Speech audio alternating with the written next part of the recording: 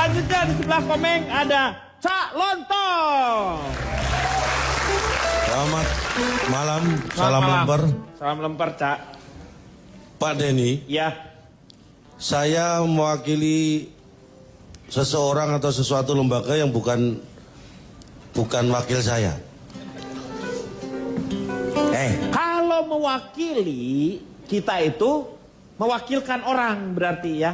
Diwakilkan. Kalau kamu tidak mewakili, berarti bukan tidak diberikan surat tugas lah kasarnya. Ya.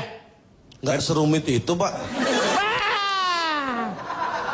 Rumit tau nggak itu? Baru aja rumit itu, barusan rumit tuh. Coba Anda jelaskan sepertinya rumit banget. Saya ini mewakili lembaga yang tidak mewakili saya. Simple. Nih umpamanya nih lo nih, lo nih. Lo dibelah otaknya, otak lo ada apa sih di situ? Nih lo nih. Kesini. Ya. Gak mewakilin lo. Mewakili lembaga. Lembaga. Tapi lembaga itu tidak mewakili saya. Kan saya yang mewakili lembaga itu. Anda mewakili lembaga apa? Nah, gitu kan enak. Iya. Ngapain pakai menjelaskan Bapak ini? Awalan Anda itu loh, sebenarnya awalannya Anda. Saya aja nggak punya keinginan menjelaskan apa yang saya sampaikan kok Anda menjelaskan apa yang saya sampaikan. Terus siapa yang menyampaikan apa yang saya jelaskan? Sampai di mana penjelasan tadi? Nah, ini akan saya sampaikan penjelasan saya. Sampaikan penjelasan. Saya mewakili lembaga pemerhati anak-anak yang makan. Ini yang nggak makan nggak saya perhatikan. Iya, lembaga pemerhati anak-anak yang makan. Kalau umpamanya habis makan, perhatiin nggak? Sudah enggak. Udah enggak? Karena yang makan aja yang saya perhatikan. Minum kan habis makan tuh. Enggak. Hah? Enggak. Kalau pas baru duduk mau makan, baru mau makan. Mau masih kategori. Masih ada di perhatiin. Oh iya.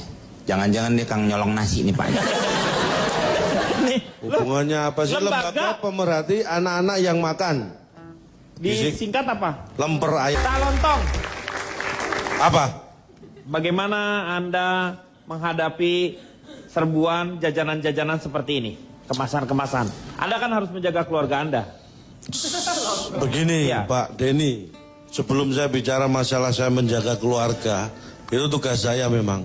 Tapi saya ingin mengingatkan pada teman-teman. Apa yang mau diingetin?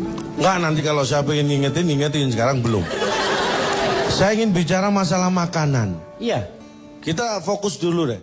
Apa makanan? Definisi makanan adalah segala sesuatu yang bisa dimakan. Itu disebut makanan.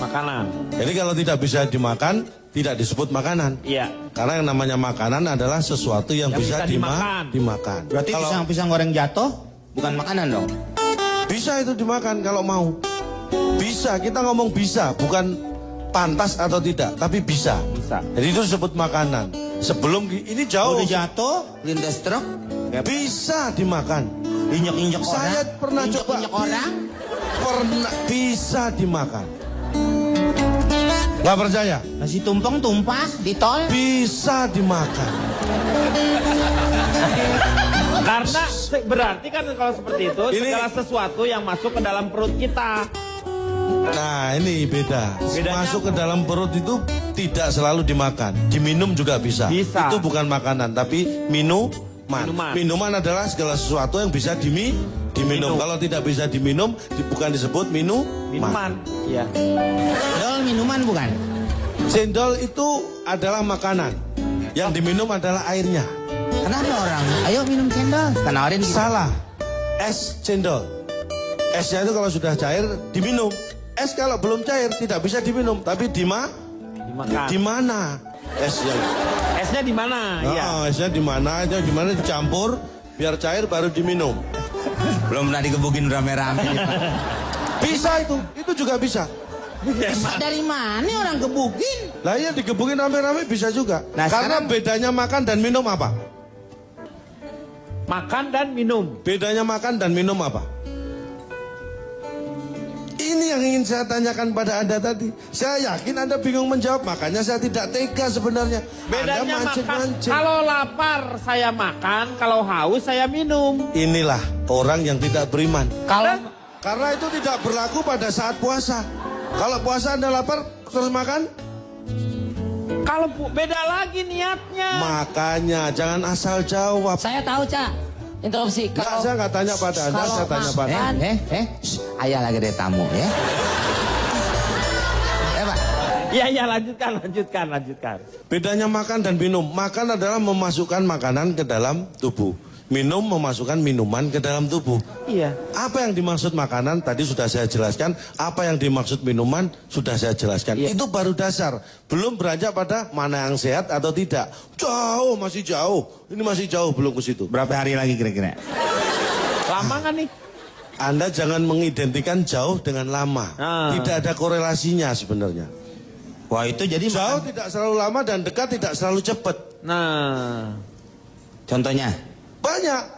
Saking banyaknya saya kira nggak perlu disebutkan. Saya lanjutkan boleh? Boleh. Kalau saya tidak mau? Hah? Anda kan yang nawarin, Anda mau lanjutkan, terserah. Oke, tadi paham ya, makanan, minuman paham. Sekarang kita beranjak kepada apakah makanan sehat? Sebenarnya menentukan makanan sehat atau tidak itu sebelum ke sana. Makanan yang pantas dan boleh atau tidak itu yang membatasi apa sih? Bukan cara makan, bukan kemampuan kita, tapi akhlak kita. Ada sekarang orang bukan hanya makan nasi dan lauknya, sayur, buah. Enggak. Ada istilah orang yang bisa makan semen, tadi disebutkan. Iya. Makan aspal, makan besi. Tapi itu orang tidak berakhlak. Istilahnya itu bisa dimakan. Dalam arti bisa buat mengisi perut mereka dengan cara yang lain. Tapi itu nggak benar.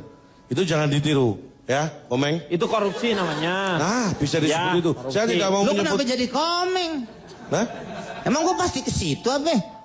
Ya kan namanya juga teman mengingatkan. Ini saya mau mengingatkan. Jadi saya kembali contoh nih ya. Orang tua. Ini yang penting nih. Masalah makanan ini kita sebenarnya ini peran orang tua luar biasa buat anak. Hati-hati. Ini harus kita perhatikan makanan anak. Karena yang mengajari anak makan itu pertama kali adalah orang tua. Jadi saya ini contohnya saya perhatian banget dengan anak saya. Untuk menjaga kesehatan dia soal makanan ya. Sampai sekarang anak saya yang SD itu. Bahkan kakaknya SMP. Dua-duanya tidak pernah beli jajan pedagang yang lewat depan rumah. Gak pernah, sampai sekarang. Gak mungkin. Saya selalu mengawasi, walaupun tidak saya awasi. Karena saya juga tidak mungkin 24 jam mengawasi. Mana tapi bisa, saya yakin. anak kecil loh itu anak kecil. Anak kecil pasti Anda punya cara yang efektif atau seperti apa? Itulah yang ingin saya ungkap di sini. Walaupun saya tidak mengawasi anak saya jamin tidak pernah beli jajan yang pedagang lewat depan rumah. Jadi gimana caranya? Satu caranya. Gimana? Rumah saya hadapkan belakang. Jadi dia nggak akan jajan lewat depan rumah, jajannya belakang rumah. Itu satu. Jadi biarpun nggak saya awasi, dia nggak bakalan beli jajan yang lewat depan rumah. Terus belakangnya sekarang lu ngadep ke mana? Ngadep kemana? Itu belakang rumah? Jadi ke jalan kan? Ada tetangga. Iya. Saya kerja sama tetangga. Loh tetangganya terus jadi di? Rumah tetangga saya jadikan jalan. Lu ribut dong sama tetangga, enak aja lu pakai jalan. Nggak masalah saya ribut dengan tetangga, yang penting anak saya makan makanan yang sehat. Itu orang tua yang benar. Orang tua yang benar dari mana? Rela berkorban demi anak sehat. Tetangga lu usir dulu bikin jalan lu. Alah. Loh, saya nggak ngusir Pak. Kalau rumah mereka saya bikin jalan, silakan mereka tidur situ nggak apa-apa. Masa orang tidur di jalan? Nah kalau mereka nggak mau silakan pindah, tapi saya nggak ngusir. Ini ngomong di rumah ya, di sekolah pun saya begitu. Di sekolah gimana caranya? Kan saya tidak bisa membuat sekolah menghadap ke belakang, karena sekolah kan bukan punya saya. Iya. Nah. Aduh, lu mau ngapain? Lu mau pindahin mukanya sekolah? Nah ini kan saya nggak mungkin. Gini aja ya, lu pernah nggak berpikir ya Cak ya? Maaf ya ini ya. Ya silakan. Muka lu dikebelakangin bisa nggak tuh? Lu batak tuh. Di Haji, siapa tuh namanya? Gopli. Anda jangan buang energi yang nggak perlu. Saya pernah coba. Muka saya hadapkan belakang. Anda tahu hasilnya? Apa yang terjadi? Badan saya ngadep ke belakang juga. Itu namanya balik. Gila lah. Kacau. Pak Denny emosi sekali. Bukan emosi ini. Saya mah baik-baik sama dia. Apa-apa. Lu lihat dong ngomongnya. Pak Denny, tadi di awal acara interupsi nih saya Pak. Katanya akan melayani semua panelis dengan sama tanpa emosi Pak. Ini aku nggak emosi, tenang. Lu mau nggak lu pala lu dikebelakangin gitu? Cocok deh itu Pak. Iya, betul. Puterin, lepas deh kita nonton. Tuh Pak. Kacau. Bisa lanjutkan? Bisa. Di sekolah juga gitu.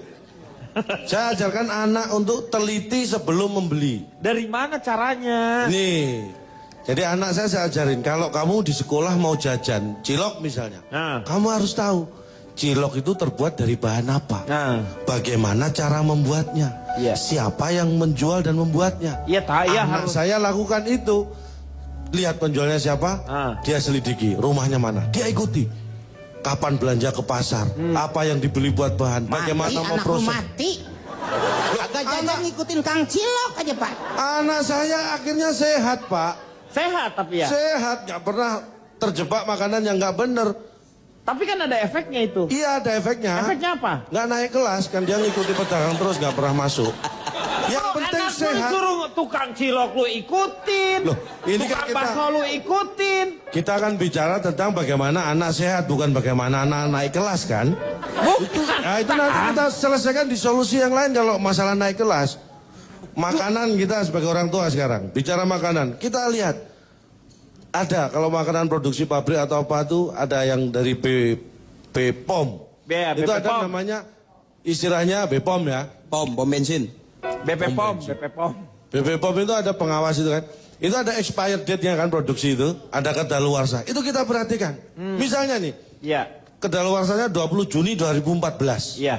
Itu sejak awal Juni, jangan dibeli kalau saya sebagai orang tua. Loh kenapa? Jadi kalau expirednya 20 Juni 2014, itu awal Juni pun sudah nggak saya beli. Bagus itu. Tapi saya jual.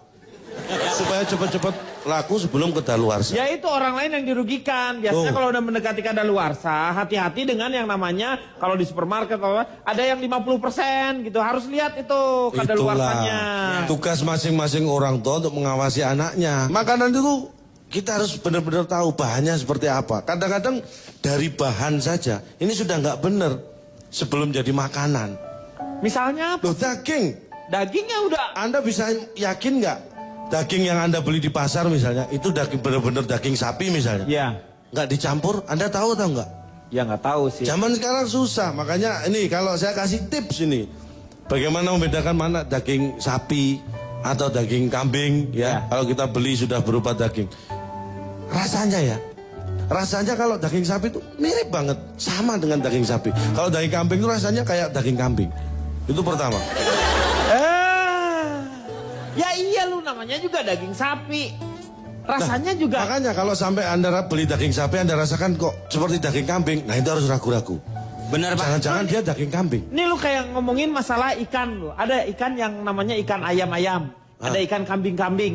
Itu rasa ikannya kayak ayam. Yang ikan ayam-ayam. Yang ikan kambing-kambing rasanya kayak kambing-kambing. Kenapa nggak makan kambingnya aja? Ngapain harus makan ikannya? Lah yang makan itu siapa? Orang kan? Iya. Nah kenapa Anda tanya ke saya? Nah tapi begini Pak, contohnya nih, daging yang kita tidak lazim makan atau jarang makan. Misalnya, ada seseorang yang pernah makan daging biawak. Coba kalau ditanya, yang belum pernah makan tanya, rasanya seperti apa sih daging biawak? Dia pasti akan menggambarkan, ya sebenarnya rasanya seperti daging sapi tapi cuma dia seratnya agak lembut. Iya kan? Iya.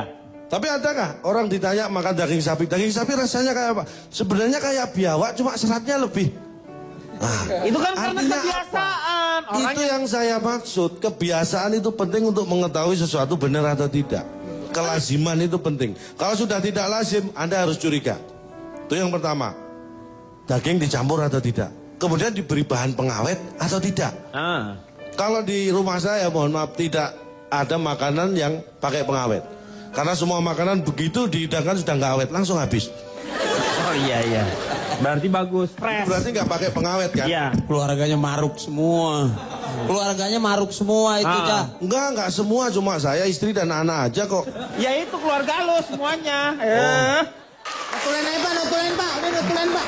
Pak Deddy jangan kepancing begitu dong Pak. Dia kan menjelaskan sesungguhnya Pak apa yang terjadi kronologisnya. Lu ngerti nggak? Lu ngerti nggak? Sama aja lo.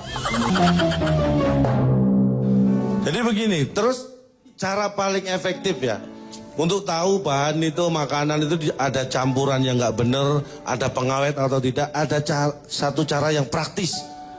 Walaupun ini mungkin kurang efektif, tapi praktis. Sebelum kita beli, kita tanya pada penjualnya, ini dagingnya dicampur atau tidak? Ya itu nggak akan praktis. ngaku, ah? Dia akan jawab kan, oh tidak pak, atau ada ragu-ragu dengan jawaban. Iya, kalau misalnya Bohong atau tidak maksudnya gitu. Iya dong. Nah, ada satu cara yang praktis untuk Yaitu? tahu dia bohong atau tidak. Kita tanya, kamu bohong atau tidak? Itu praktis. dia nggak bohong lagi, Cak. Ah, kalau dia bohong lagi, ya udah nggak usah dibeli. Orang dari tadi dibohongin, masa Anda ngotot? Oh iya benar. Nah, Ya. tuh kan? Ya. Ini saya melakukan survei sedikit. Ini kena virus konyol gua nih. Nggak apa-apa, rasakan saja. Ah, masakan gimana sih? Jadi begini, saya survei 100 Ya. penjual jajan gorengan. Jadi ternyata dari 100 penjual jajan gorengan tidak ada satupun yang jajan rebusan. Namanya juga gorengan, masa pakai rebusan? Ya makanya saya ingatkan supaya Anda tidak keliru seperti saya. Tinggal aja yuk, kita tinggal, lu sakit hati kayaknya ada perasaan. Ini bukan sakit hati, Enggak sakit nih, jiwa. bisa-bisa saya tinggal loh ini. Loh, kamu yang ditinggal.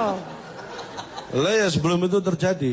Jadi Bahannya emang lu yang diperluin, pakai lu mau ninggal gitu. iya. Oh iya. Jadi dari 100 penjual jajan gorengan itu Ya. semua menjawab iya.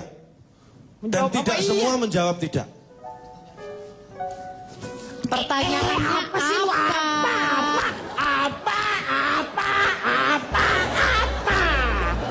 Pak Denny, interupsi, Pak Denny. Notulen aja Pak, notulen Pak, ini notulen Pak. Pak Denny jangan terpancing begitu dong Pak. Dia kan menjelaskan sesungguhnya Pak apa yang terjadi kronologisnya. Lu ngerti nggak? Lu ngerti nggak? Ngerti nggak? Sama aja lo. Interupsi Pak Denny. Ya. Ini mungkin bisa dibantu oleh akademisi. Ini saya duga, coba kita mesti selidiki jajanan dia pas masih kecil. Saya duga orang ini mabok micin nih Pak, kayaknya nih Pak. Iya kayaknya nih. Ini mesti diteliti dan ditelaah. Bapak pas kecil tuh makan apa nih? Kayaknya salah jajan nih Pak. Kebanyakan makan celeng bunting kayaknya nih. Silakan, coba saya mau tanya, bagaimana Pak, supaya survei saya belum selesai. surveinya? Oh, belum selesai. Belum selesai, baru saya 100 orang. 100 orang apa 100 iya? orang jual jajan gorengan. Iya. Jadi semuanya 50 orang kan saya tanya.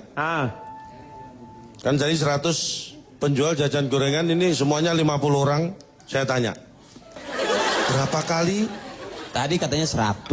Bapak tadi bilang 50. cepek, bukan gocap.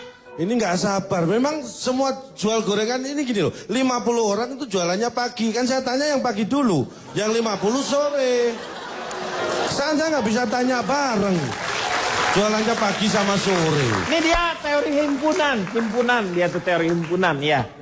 Diagram Saya Venn, pertanyaan ya. pertama saya tanya nih. Ya. Berapa kali goreng Anda lakukan untuk ganti minyak goreng? Ini penting. Jadi 50 orang itu menjawab 3 hari sekali ganti. Hah? Minyak gorengnya 3 hari sekali? Ini jawaban mereka. 49 menjawab 3 kali sehari nggak ganti. Dan 1 orang sebelum dibuat untuk goreng, minyak gorengnya sudah diganti. Ini ada 1. Ternyata dia jual minyak goreng, bukan jual gorengan. Jadi dagangannya itu Lu ngapain habis. kan lu katanya 50-nya tukang gorengan. Kenapa ada Nah, tukang minyak? Apa? ini, Lu pikir makanya- nyamar? Makanya saya survei. Kalau nggak ketahuan ini orang 1. Ternyata dia jual minyak goreng. Akhirnya saya coret. Anda bukan jual gorengan, nggak masuk survei. Nyamar mungkin dia pas dibuka Pak Wiranto. Lagi nyamar. Lagi nyamar. Akhirnya ada 99 orang. Karena ternyata yang 1 kan bukan jual gorengan tapi jual minyak goreng. Terus saya tanya, Setelah nanya berapa kali lu baru ketahuan itu tukang goreng. Gue bener-bener dah. ya Cuma bener. makanya goblok bener dia nggak tahu orang yang Lu saya yang ngaco. Lu yang ngaco. yang saya survei orang jual gorengan kok dia yang jual minyak goreng kok ikut disurvei, kan berarti dia nggak ngerti. Lu yang surveinya. Nih gini ya. Nih, ini Sampaikan yang baik-baik kepada kami. Itu maksudnya yang tukang gorengan. Lu gak usah ceritain ke kita. Itu udah nasib lu aja gitu. Kenapa diceritain ke kita? Ya. Oke enggak? Oke sih. Ya. Ya, lanjut. Terus akhirnya tinggal 99 saya tanya. Alasannya kenapa ganti? Ya kan? 64 menjawab karena kotor, 35 menjawab karena basah. Karena saya tanya kenapa ganti baju ini bukan ganti minyak goreng. Terus masalah ganti minyak goreng. Bagaimana hasilnya setelah Anda? Udah dong Pak. Bapak masih nanya. Interupsi Pak. Nih kasihan Pak. Gitaris saya lihat. Gitaris ini mata belok sampai sipit begini. Gara-gara calontong ini. Kenapa sih Meng? Kalau dia penjelasannya pakai ya Allah ya Allah. Begini amat. Intinya sebenarnya makanan sehat tuh apa sih, Cak? Makanan sehat adalah makanan yang dibuat dari bahan yang sehat, diproses dengan cara yang benar dan sehat, disajikan dengan cara benar dan sehat, dan sampai dikonsumsi masih tetap dalam keadaan baik dan sehat. Iya, itu sebenarnya harapannya. Tapi bayangkan nggak kalau misalnya orang hidup selalu steril, tidak menerima yang namanya, jadi tubuhnya sendiri tidak terlatih.